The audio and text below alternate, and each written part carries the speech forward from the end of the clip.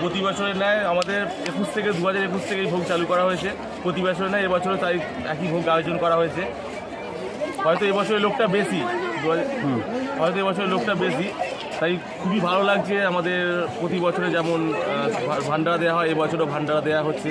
তো এত সারা রাত ধরে লোক খাবে এখনো পর্যন্ত 12টা পর্যন্ত আমাদের ভান্ডারা চলবে। তো এত লোকের সমাগম আমরা খুবই খুশি। আনুমানিক কত বছরের পুজো এটা আপনাদের?